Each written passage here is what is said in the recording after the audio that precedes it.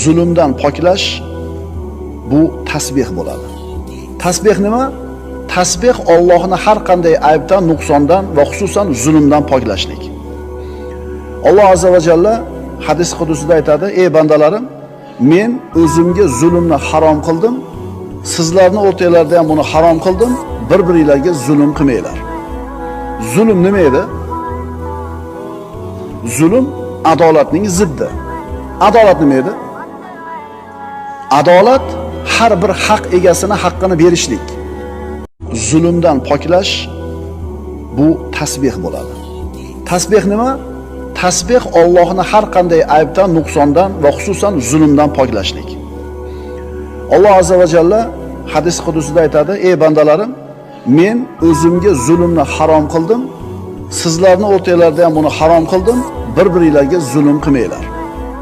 Zulm nima edi? Zulm adolatning ziddi. Adolat nima edi?